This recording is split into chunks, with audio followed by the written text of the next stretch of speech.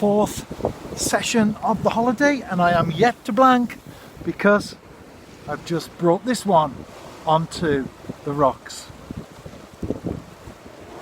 Let me show my setup, the tackle that I use, my rod, reel, etc., because I haven't done that yet.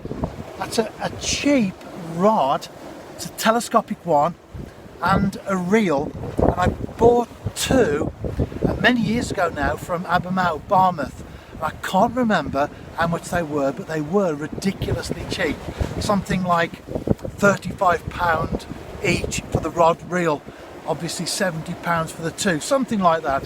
I did have a little go with them in the shop, just a little bend on the end of the rod, and they seemed really good, so I thought I'd take a chance, and they've actually been great buys. You wouldn't want to cast a 6-ounce lead 100 metres out, you wouldn't be able to, but in the right situation, a holiday session on the rocks, absolutely perfect. Now, and in order to do this, I'm just going to bring the rod down to where I am rather than go to the other end. What I've got £25 line, not too important what you go for in that sense, 25 or 30 or even 20, but I've got about £25 line. Well, I have got £25 line on the reel, then also the other section as well, which we'll come to shortly. A power gum knot. This is important, which I'll mention again in due course.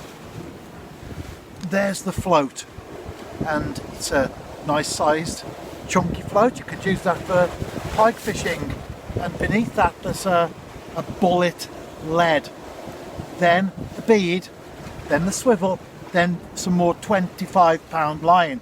That's about a metre, almost a metre, maybe 2 feet plus, and I've got a size 1 hook on there, and there's the remnants of the ragworm that I've just caught that fish on. And the reason why I've got the power gun is because I cast out, so the bullet lead takes you right the way down, but then you still got 2.5 feet, a metre of bait wafting around in the current.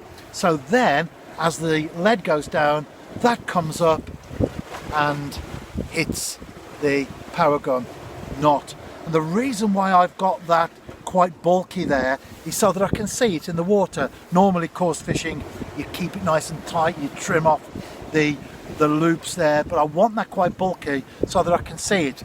Now when I arrived today, I'm at high water.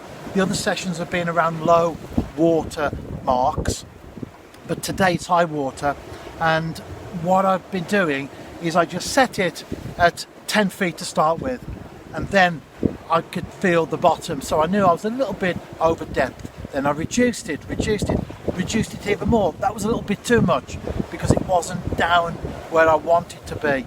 And then I had a bite, so I knew I was in the right place. Then I had another where the worm was sucked and mashed, because wrasse do have pretty powerful teeth, so I knew I was in the right place. As they say, not that I believe in luck, but third time lucky, I just caught that fish. So the approach that I've got, which I've just gone through, very, very simple indeed. But as I so often say, whether I'm after sticklebacks in a brook or wrasse in the ocean, it works. Find something that works, and if you need to, you can tinker with it, you can make it better, you can improve on it, but ultimately don't go for something too complicated initially. I've had a great week so far. I've been catching, and it's all been very simple. Even the rod and reel were very, very cheap indeed. There's something very special about watching a float sail away, isn't there?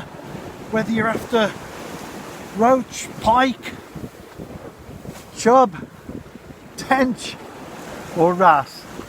Oh, this is lively. It wants to go back. Look at the coloration on that. Not sure how well it's coming out, but I'll tell you what, from my side, looks fantastic.